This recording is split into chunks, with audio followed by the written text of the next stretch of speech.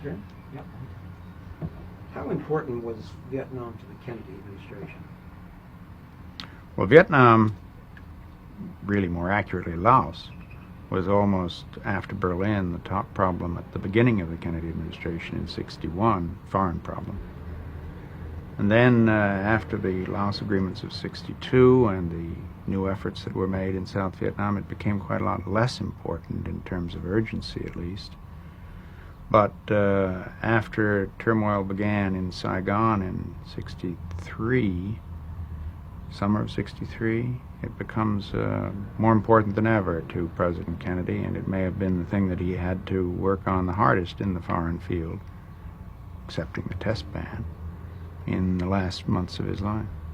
How would you assess the U.S. responsibility for the Diem coup and the assassination of Diem and his brother, and how did it change and deepen, how did the coup and the assassination change or deepen the American commitment to Vietnam?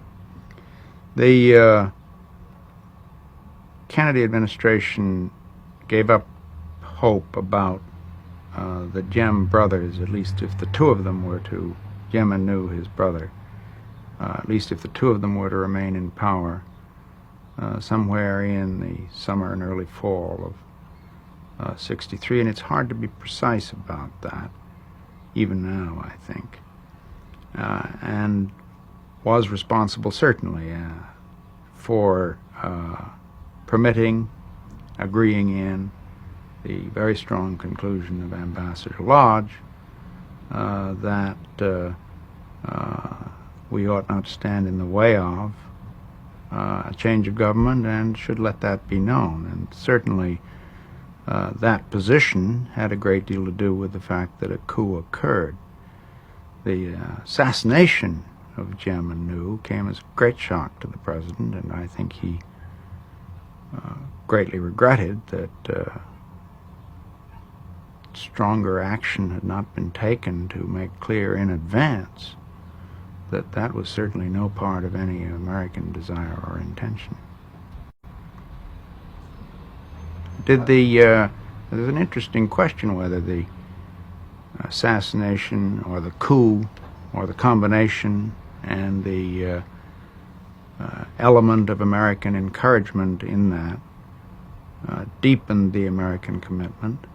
I don't think that it had that effect in President Kennedy's own mind, or would have had that effect, so far as I can guess, on his decisions if he had lived.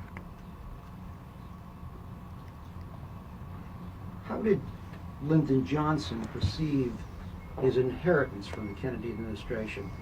Could you describe his meeting with Henry Cabot Lodge on the 24th of November, 2 days after President Kennedy was assassinated? And also, what was President Johnson's attitude towards the coup? What did he feel about the Diem coup? My first knowledge of Lyndon Johnson's views as president on Vietnam came, I think, about a couple of days after the assassination. Ambassador Lodge came back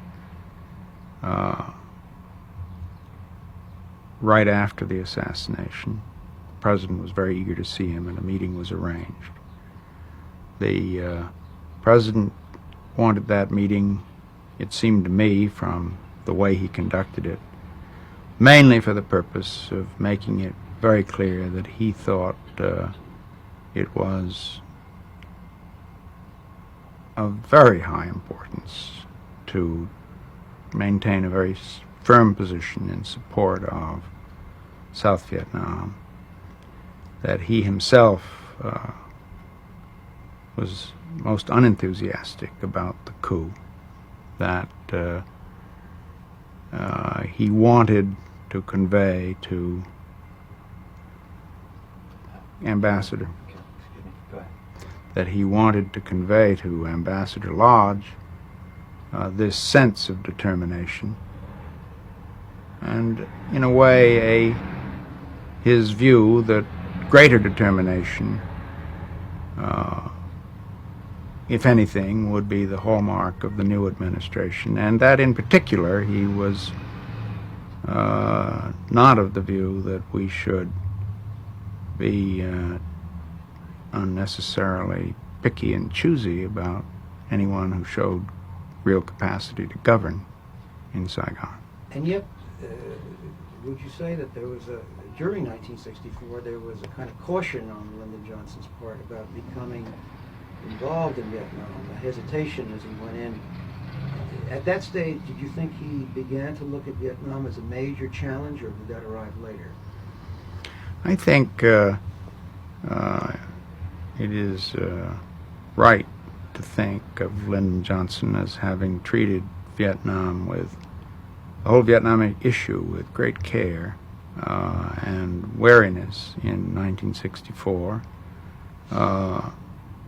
really for two reasons.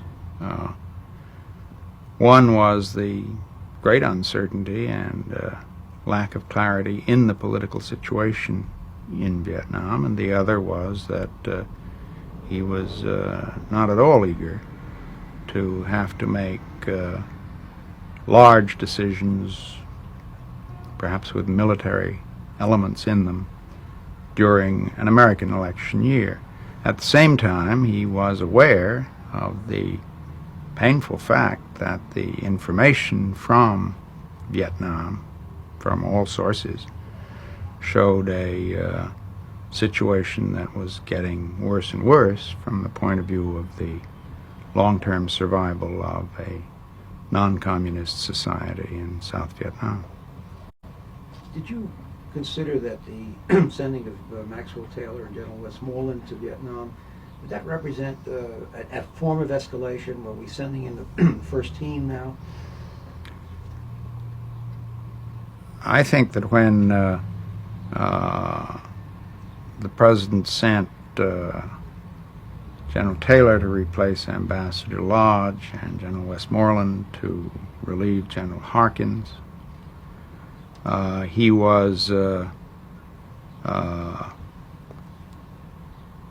consciously trying to send the ablest individuals he could find for the two senior positions in Saigon, and I don't think I would call that escalation. I would call it simply recognition that the Vietnamese hotspot was now the place where you most needed the best people you could find.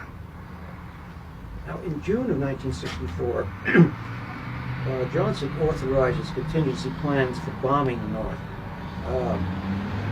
Was there pressure from the military for these plans, or were they routine contingency plans? There's nearly always a process of wanting contingency plans made in the military. I think there was some sense of increasing urgency in the certainly among the chiefs and the Joint Staff, quite understandably because of the deteriorating situation in straight military terms as they saw it in Vietnam.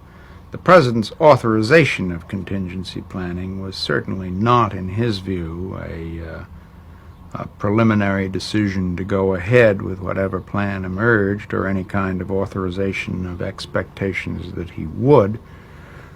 Presidents, and Lyndon Johnson was certainly no exception on this point, very rapidly learned the difference between a contingency plan and an authorized act. Let's go on to the Tonkin Gulf resolution.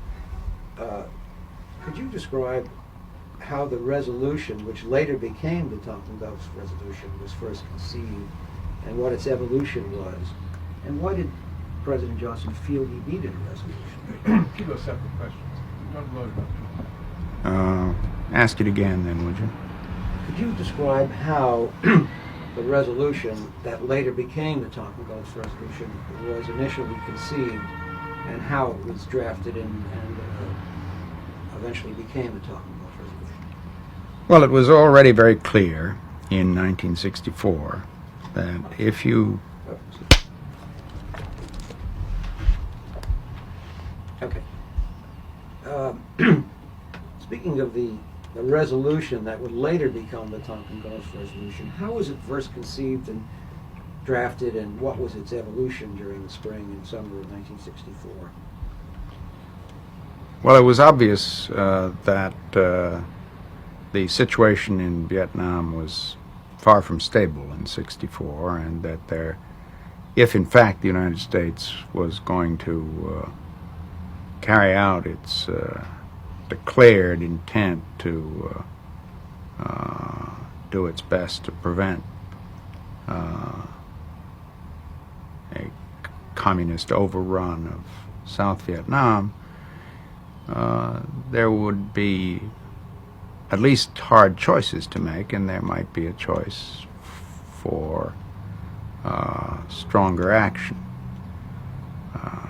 By that time, there was a pretty well-established tradition of supporting congressional action, seeking supporting congressional action, and usually, in fact, getting it in cases that might require that kind of use of force. That happened in the Middle East resolution and in resolutions about Cuba. And so it was really quite natural that people watching this unfolding situation should begin to think that it might be important to go for a resolution of support from the Congress for a position of readiness to take further actions. Was when it became the Tonkin Gulf Resolution, was it in fact a resolution in search of an incident, or as you said, was this just a normal planning operation? I think it was a normal planning operation. The choice that the resolution would be put forward in the context of Tonkin Gulf was a very presidential choice. I remember learning about it from President Johnson, and in that same conversation, when I raised questions about whether we were sure that we wanted to ask for this rather broad resolution in the context of these quite specific events, the President made it clear that he had already made his decision and was determined to present the resolution for action. I formed the impression that he had consulted on the Hill and found that there would be support for the resolution, and in his view, tactically, this was a good time to put it forward. Looking ahead, and the way the President used the resolution later as kind of a blank check that he kept pulling out of his pocket, could you comment on that? Do you think it became a rather tattered piece of paper after a while? The President proved to be entirely right, of course, about whether there would be public support and congressional support for the resolution, which the administration called the Southeast Asia Resolution, but which has become generally known as the Tonkin Gulf Resolution at the time. And it served the purpose of August 1964, I think, very clearly, to show that an attack upon American vessels on high seas, whatever the surrounding or mitigating circumstances, would call for reaction, and that reaction would have widespread support, and that further action might be taken, not specified, terms and conditions not stated.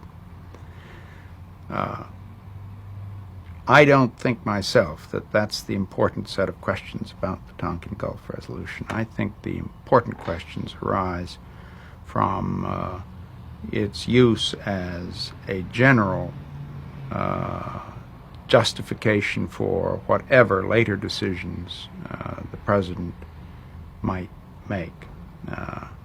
I think, in other words, that it's not the Southeast Asia Resolution that is primarily at issue, but the fact that a resolution passed in one context was used as a general justification for very much larger actions in a way that was, I think, almost bound to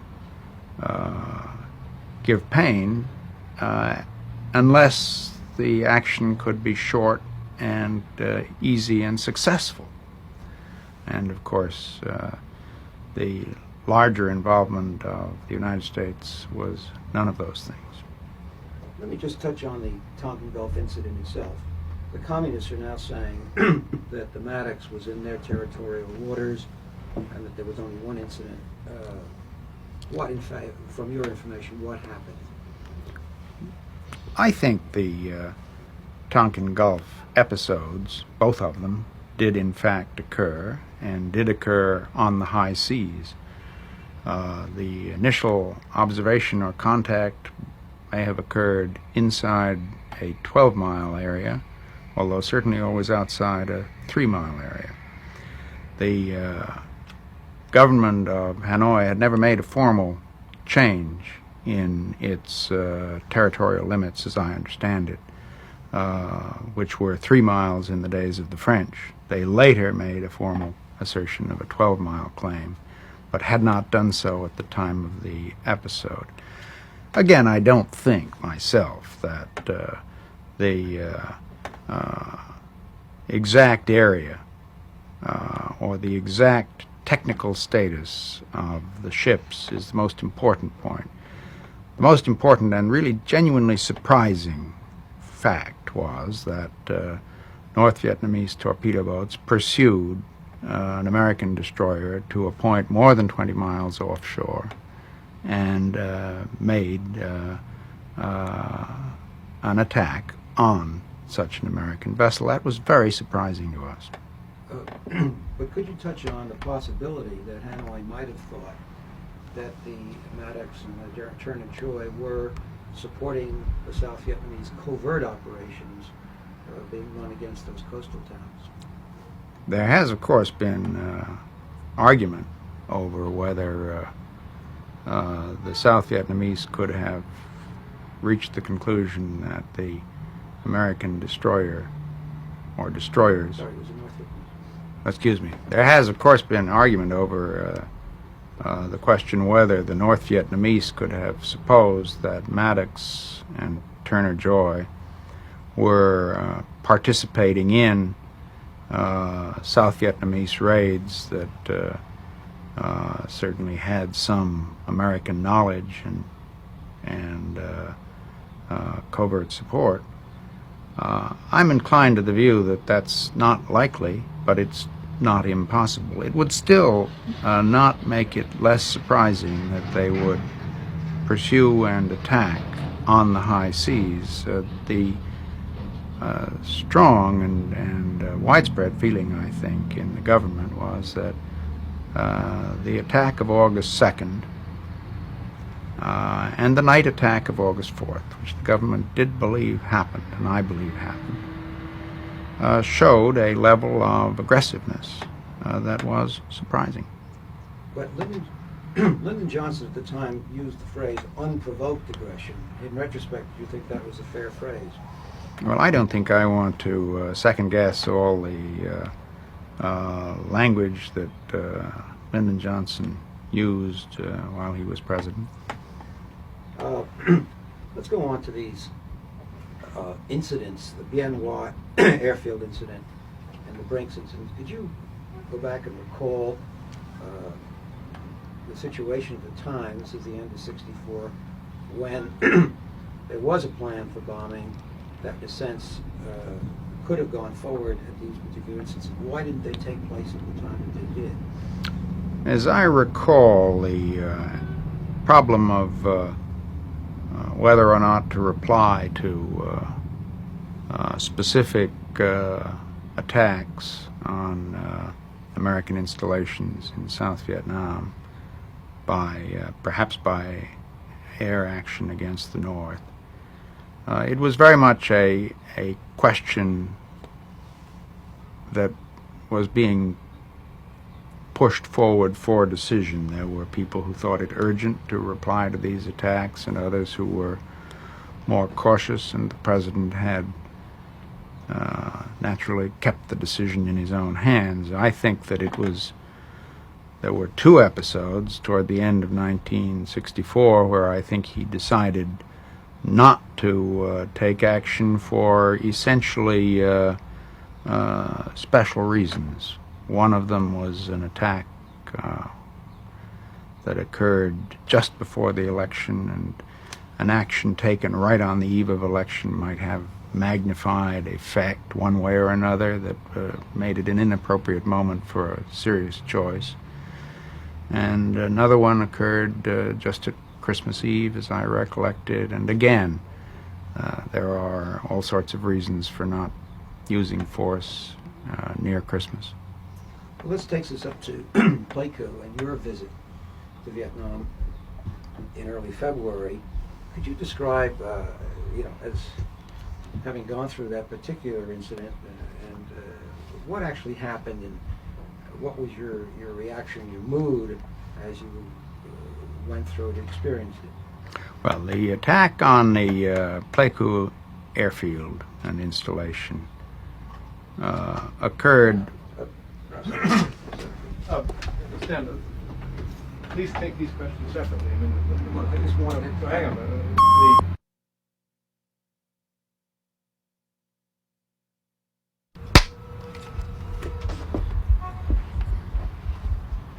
Okay. Okay. Why was the why was the bombing postponed or not? Why didn't it take place when the communists attacked the airfield of Bien Hoa? The Bien Hoa attack brought strong recommendations from the field that there should be some kind of reply. That attack occurred just before the election, and although I don't recall hearing the president explain his decision not to act in terms of the election, I feel quite confident that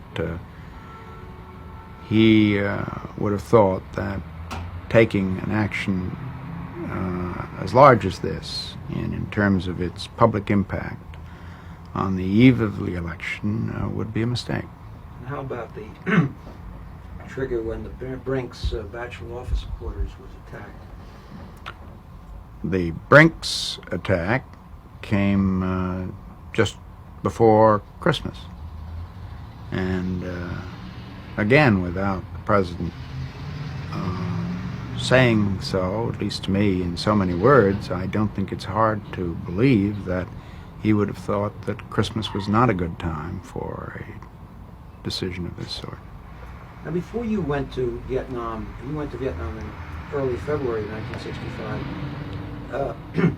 How did you view the situation even before you went? Did you believe there was a need to escalate the war, or what was your feeling at that stage? 1964 had been a bad year in terms of the progress and lack of progress made in South Vietnam by non-communist, anti-communist forces. And as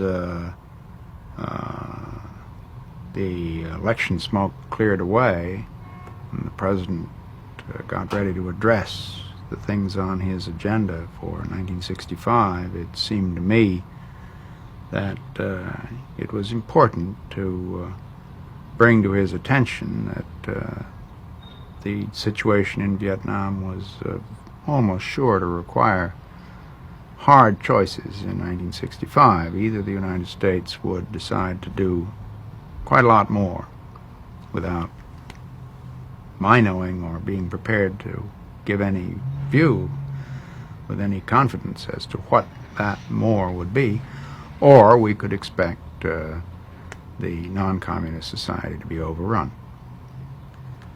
Now, you went out there in early February. What was your experience? The Pleiku incident took place. I went there to Saigon with a whole team of people representing the agencies principally interested.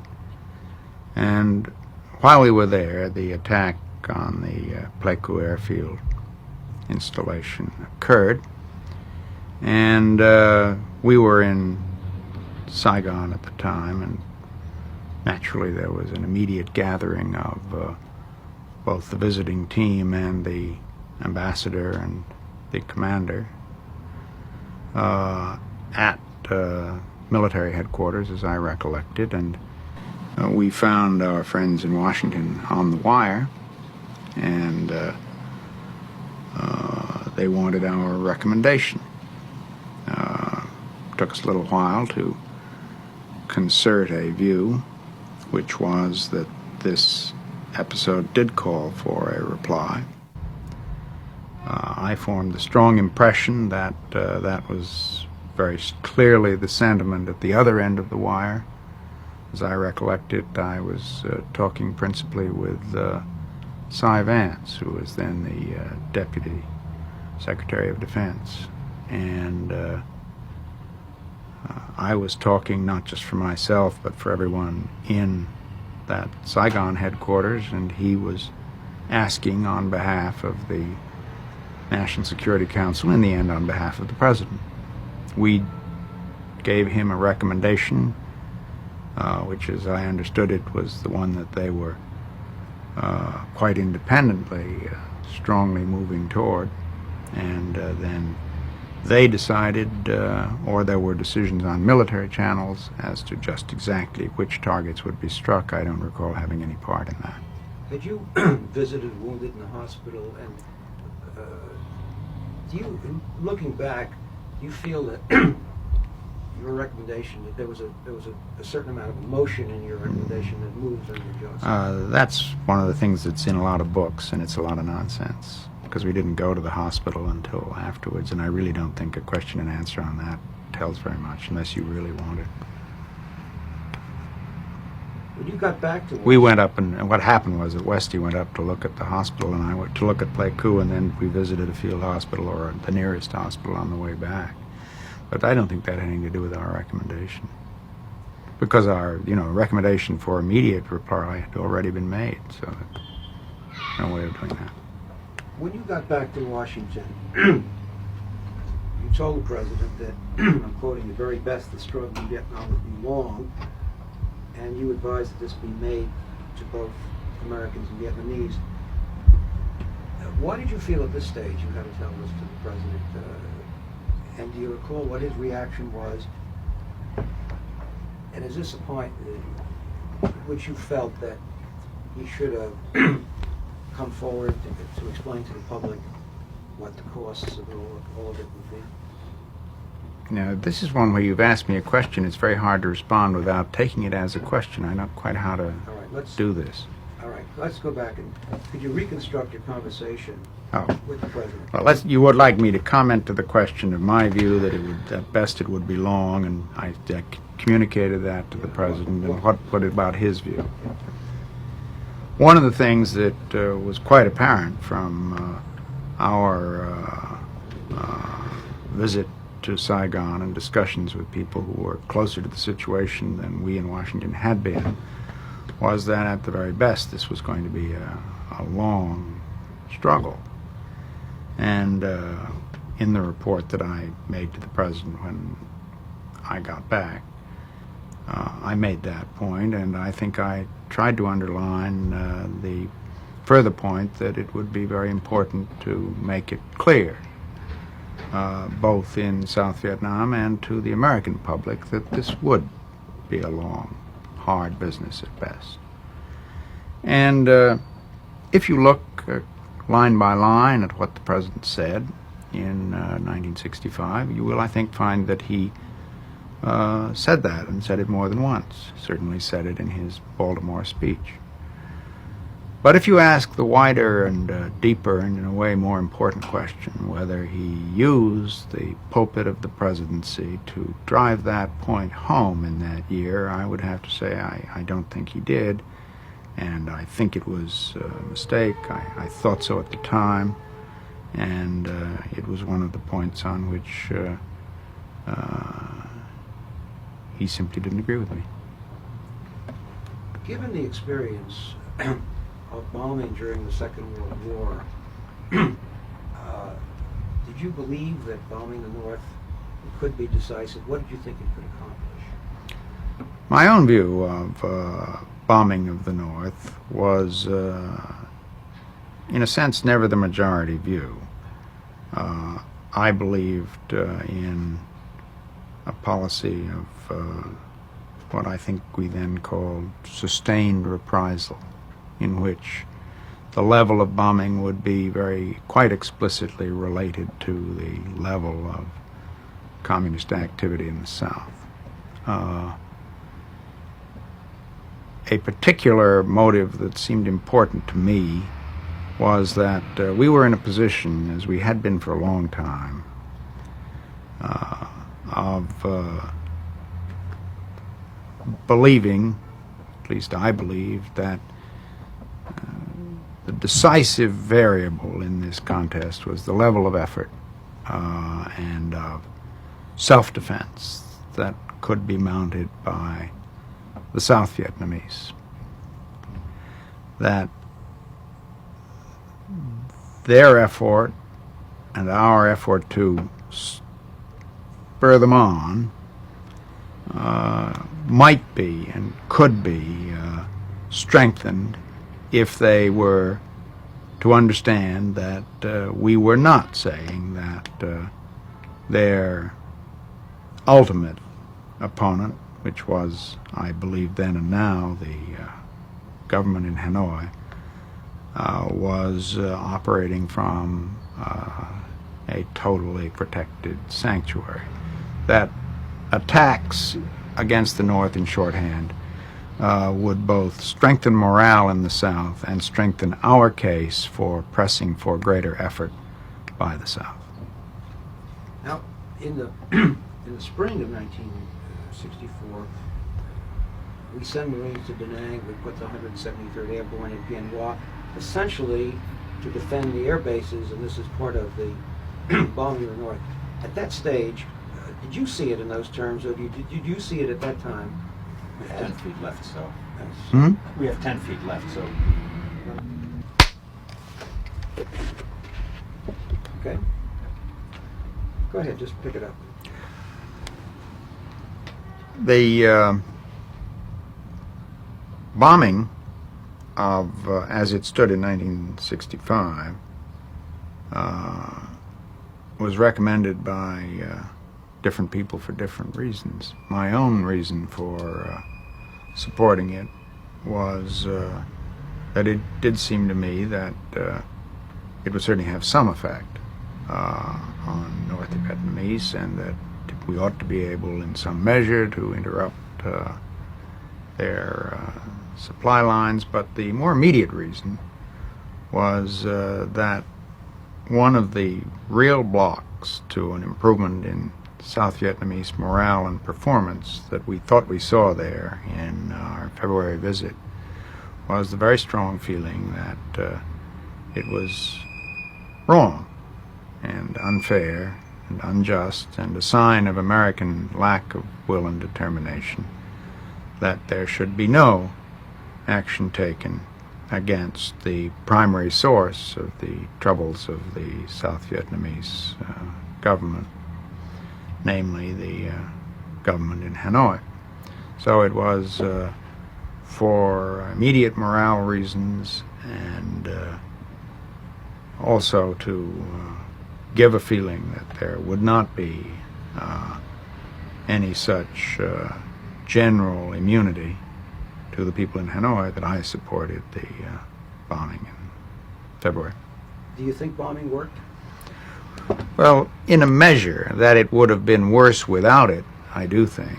But of course it created a major international political problem, in part because of the difficulties of doing it precisely and the difficulties of explaining it. But it was one element in a course of action taken in 1965, which certainly prevented early defeat. When the Marines went into Da Nang and the 173rd Airborne went to Bien Hoa, did you see that as part of the bombing operation, or did you see that as the beginning of a combat troop build-up? I don't think I focused sharply on the question whether reinforcement or introduction of the first combat units for the immediate purpose of protecting airfields was only that or was an inevitable first stage in large-scale combat deployments, I think I accepted the judgment that they were needed to protect the airfields and that decisions on their wider use could be made as events unfolded. Now, the decisions actually to move into, to commit additional combat troops were made in July, and there's meetings in July. I wonder if you could describe that meeting and focusing on one particular point as to whether the decisions were made at those meetings or were the decisions made beforehand and merely ratified. The most important decisions of 1965 were those that were worked out over a period of several weeks in June and July of 1965 and announced by the President toward the end of July. Decisions which led to, as I think he put it, a planned level of deployment of some 150,000-75,000 and a strong prospect, which he stated, that more would be sent later. Now, those decisions are obviously presidential. And exactly when President Johnson reached his own firm conclusion that he would endorse that level of deployment, I don't believe anybody but Lyndon Johnson will ever know. My own impression is that he was reasonably certain in his own mind that he would take this course at the time when he sent Secretary McNamara to meet with Taylor and Westmoreland and to see if he could bring back a concerted and agreed recommendation, which indeed the Secretary of Defense did. I think the President would, at that point, have strongly expected to approve in the main. Our battery is low, so you Oh. start off maybe 2 seconds before. Now let me get those dates right and we can No, put you're them right. in. I think you're okay. And McNamara's come back to Vietnam. Had the decision been made to make the additional commitment before that week-long series of meetings took place and the President announced it on July 28th. And incidentally, I wanted to remind you that he makes that announcement at midday. You want me to say a comment on that? Please. In the same answer? Well, it's part of the... It's really part of the question of how do you reinforce the public support of the Southeast Asia resolution. It ought to be another question, I think. I think it's important. Okay, Go ahead. go ahead on what? The biggest decisions of 1965 are made during the course of June and July, and they are large-scale troop deployment decisions, eventually announced by the President on 28th of July in a rather interesting way. As to when the President really decided that that was what he was going to do, you can get a lot of argument, but my own feeling is that he had pretty much made up his mind that major ground force reinforcements were going to be necessary to avoid a real defeat in the South, which he was pledged to avoid. And that when he sent Secretary McNamara to talk with Taylor and Westmoreland in the middle of July, he was already pretty well clear in his own mind that he would support any agreed recommendation of about the level that was finally announced. When McNamara didn't bring back a renewed or an agreed recommendation, there was extended discussion, and all the pros and cons were very carefully reviewed, but I myself think that the President's sense of his own main direction was already pretty clear in his head, and he was simply testing for additional arguments that he might not have thought of, and confirming a judgment in his own mind that he had pretty well worked out. The only major change that he made in the recommendations McNamara brought back was that he decided against a reserve call-up. Now, as you observe the president, during those meetings, do you recall his mood? I mean, was he very gung-ho, or was he getting involved regretfully or reluctantly? I think he was very serious. There was nothing enjoyable about having to take these larger actions, which he had put off for all sorts of reasons. Yet I think also he was internally working out the basic argument, testing his own judgment once more, and I think the records of those meetings, as one looks back on them, show that it was rather more than just an exercise in theatricals. It was a retesting of a very large decision, which nonetheless I think was already pretty well settled in his own mind. And yet, his announcement on July 28th is done in a very low-key manner. The question of making the decision and the question of announcing it and ensuring effective national support for it are really two different things.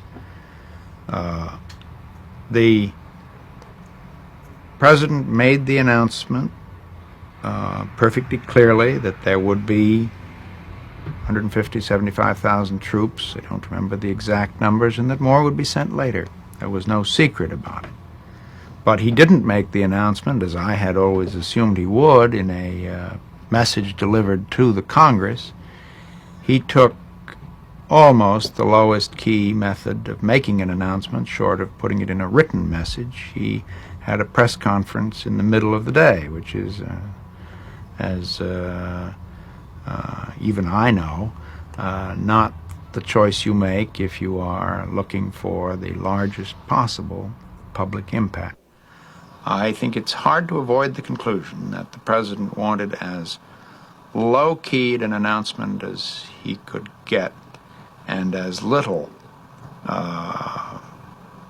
energetic public debate as possible. Could you be a little more precise on why the decision was made to send the additional combat troops? Could you describe what was in fact happening to the South Vietnamese forces? 6 feet left. I think the... we got to change it. Oh. You got rather a short fuse.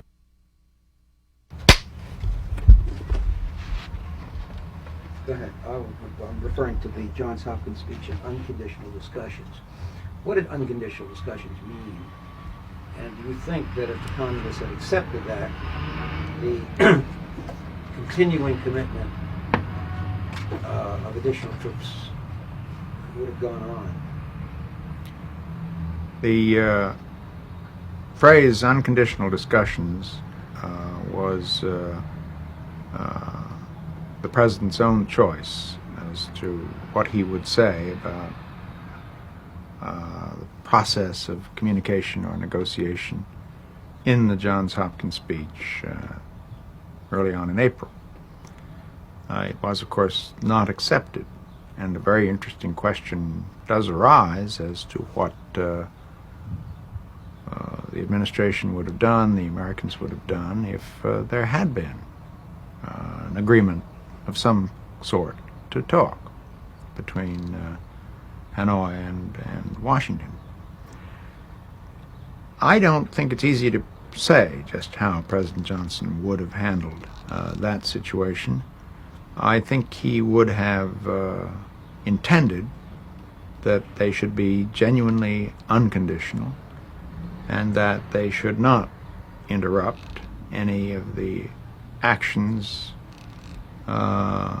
which, in his view, became necessary later in the spring and early in the summer, unless, indeed, the level of action by the North Vietnamese had gone down so that those actions could be not taken or put off, so that we'll always have to guess what would have happened if that offer or invitation had not been peremptorily rejected. How did you evaluate George Ball's memo, which opposed escalation? I want to remind you that on July 1st, 65, you're quoted as saying, "I would listen to George Ball and then reject his theories." Well, I think George Ball played a very important and honorable role in these discussions. My own view of his general position, I'm not able to comment precisely on a specific memorandum, was that he was much more impressive in arguing the difficulties of any form of increased commitment than he was in arguing that an acceptable course of action was available without such commitment. He's not alone in this difficulty. Opponents of Johnson's policy on the war all the way through from 65 onward were naturally called on to explain what kind of satisfactory result in South Vietnam they thought could be obtained by other policies. Some would want to escalate, and others, like Ball, would want to do less and to try to get the best available compromise by negotiation. The notion that a compromise that President Johnson could or would have accepted was available in 1965 always seemed to me really quite unpersuasive. At the end of 1965, we had stopped the North Vietnamese communist attempt to cut the country in half. Did you feel at the time that that was the moment to stop escalating the troop commitment and begin Vietnamization? Well, I felt that what later came to be called Vietnamization, namely the acceptance and execution of an increasingly responsible and effective role in the defense of South Vietnam by the South Vietnamese, was absolutely essential to any kind of successful outcome right from the beginning. Way back in 1963, President Kennedy had made that point very sharply during the crisis over Diem and New, and I agreed with him. And I did not feel that American troops could change that basic requirement, and I hoped very much that we would maintain our emphasis on the importance of the role of the South Vietnamese. Indeed made a trip to Saigon with that purpose as central to the trip after the Honolulu meeting in early 1966. I cannot say that I think in the end the whole set of forces that governed our choices and decisions worked that way through 66 and 67. Just to take one example, and without intending to blame any one group more than another, I think it was unfortunate but understandable that as American forces became more and more heavily involved, it became the natural thing for able and ambitious younger officers to prefer an American command to an advisory role with the Vietnamese. And yet, in fact, I think the importance of those advisory roles was very great indeed. Did you think then it was a mistake to have gone above 200,000 American troops? I don't know that I can pick a particular number, or that the question really was one that I had any important role in those last months of 65 and early 66, because by that time my own relation with the president really had changed quite a lot. I was not directly involved in that. It was known that I was leaving the government, and I can't really say much about those decisions, except that such role as I did have was in the area of trying to strengthen the part of the whole effort that was not the directly American military effort. Let me just ask you a couple of larger questions. As we became more and more involved in Vietnam, and I'm asking you to take yourself back to those days, Kennedy and later Johnson, particularly Johnson administration, who was perceived to be the enemy, the aggressor? Was it Hanoi? Was it China? Was it international communism? And if it was the last, was Vietnam the place to make the stand? When you ask the question, who was the enemy in 63, 64, 65 in the eyes of members of the administration, I think the shape of the precise answer that you get depends a little bit on who you talk to. My view was that this was centrally a contest for the future of Vietnam and Indochina, that it was not a matter of choosing this place to stand against either a southern Peking sponsored expansion or a movement by international communism more broadly. International communism as a unity was no longer a fact of life in the mid-60s.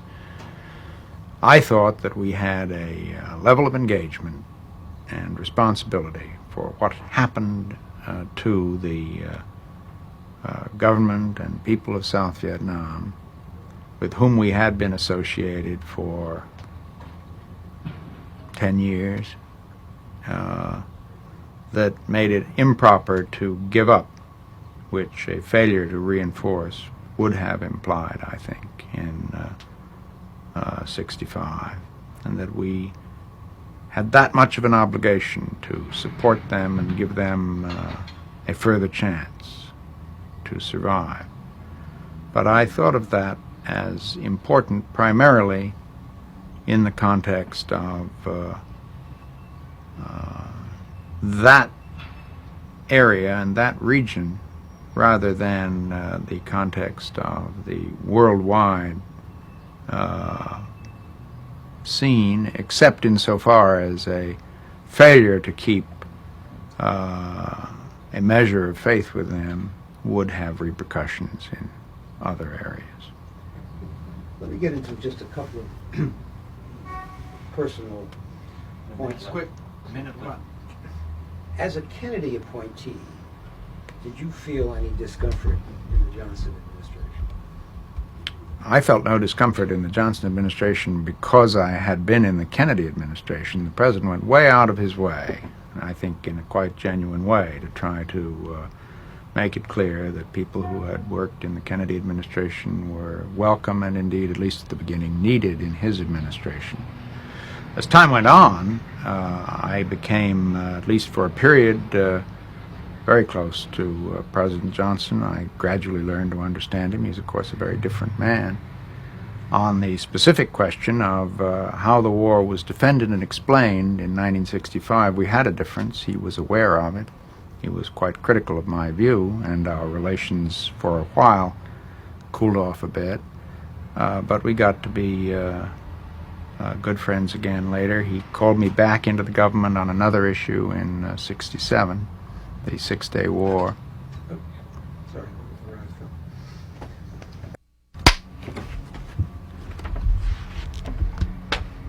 Could you tell us speak about Lyndon Johnson as a person, as a man? He was a very large man in every way. Big, energetic, and when he focused on a subject, he would focus on it with an intensity that I don't think I've ever seen exceeded by anyone. And of course capable of very graphic descriptions. I can give you one that bears to a difference that I had with him over this question of how important it was to emphasize the difficulty and the length and the trial that would be involved in Vietnam, even at best.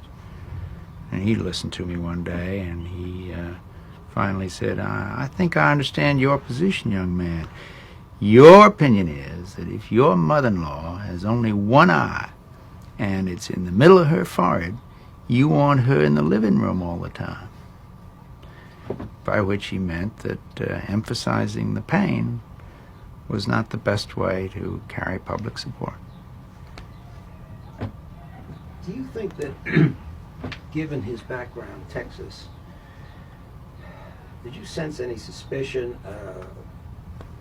of his, did he have any suspicion towards what he might have considered to be the Eastern establishment? Did you sense any of that? When he got angry at anybody. Yeah, it's a big truck, so just great.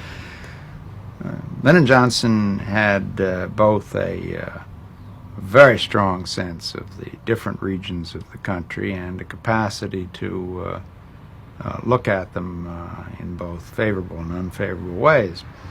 When he was in a good mood about people from New England, he was full of how we were all one country together. But I remember one time when he wanted to get a hold of a variety of people on a summer weekend, and he discovered that McNamara was up in Martha's Vineyard, and Wiesner was up in Martha's Vineyard, and Katzenbach was in Martha's Vineyard. He called me up and said, would you kindly explain, you come from New England, why it is that when I've got a lot of serious problems, my whole goddamn government is lost in the fog on some female island?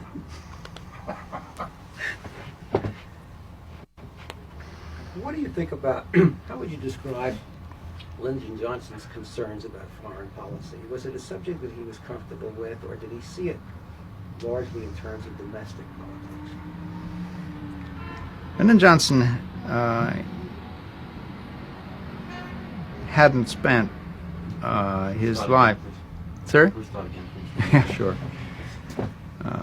President Johnson had not spent his life on problems of international diplomacy, obviously, but he had a long experience of the larger international issues of the period after World War II. He had been closely associated with congressional action of all sorts through the Eisenhower years as majority leader, and as vice president. While he wasn't closely engaged in the day-to-day business, he was pretty fully informed. He had a certain, perhaps at the beginning at least, lack of assurance about the diplomatic process as such, but he did not have any doubt of his own capacity to grasp basic issues. And he showed, I think, very considerable understanding of the main forces working on other political leaders, because those are questions of politics, and politics was his life, so that he understood a de Gaulle, a Khrushchev. I think the sticking problem on Vietnam was that, at least in his time as president, no political resolution ever came in sight that he could accept. If you could make a comparison between, since you spanned two administrations, between Kennedy and Johnson, do you think that Johnson, being a Texan, being a Westerner in a sense, was more focused on Asia compared to Kennedy, who might have been more focused on Europe and the Atlantic Alliance? Is that a fair? It's a fair question. I don't think so. So it won't, my answer won't help you very much. Any other funny stories? I've got some, but they have to do with Richard Nixon. And Public television, you don't know about to. Could you describe the Wiseman meeting in March and March of '68, and what went on and what the final recommendations were to the president? And who are they? The president was considering, well, let's take a minute, turn things off, and let's get the names and numbers of the players in our head. So sometime in March, 1968, the president, I dare say on the advice of Clark Clifford, called in a bunch of people who'd been in earlier administrations, collection of overage destroyers with been there before, one problem or another, and put the situation in front of them, first in a series of briefings by other officials, and then in a discussion in which cabinet officers were present, and then in a discussion of just the so-called wise man and the president. The question that was presented was, in the first instance, should there be a major reinforcement of the ground forces and related forces in Vietnam? And second, should there be some modification of the policy of bombing North Vietnam? I remember what happened because as it happened, the rest of the brethren asked me to be a kind of a rapporteur. I'd been that kind of person in NSC meetings earlier, and I was more or less at the center of gravity of the group. And our recommendation, on the whole, not without disagreement, was that there should not be an increase in force levels in South Vietnam, and that there should be a modification of the policy of bombing North Vietnam. What? I think we had reached the conclusion that additional troops, American troops on the scene, were not what was needed in South Vietnam and would be even more divisive than what had gone before in the United States, and that it would be wise, by a limitation of the bombing in the North, to test the readiness of Hanoi for negotiations. Do you recall the president's reaction to your proposal? The president was not delighted by what we had to say. I think he felt that we had received an unnecessarily gloomy picture of the situation. And it's quite possible, in the light of what we now know about the whole process of reporting on Tet, that he wasn't all wrong. On the other hand, I think he had himself decided, really, that he would not do the ground force reinforcement. So it was more our gloominess, in a way, than our specific recommendations that he may have found troubling. You don't recall his ever using a phrase to you like, somebody's poisoned the well, or... I've seen that in the papers, but he didn't say it to us.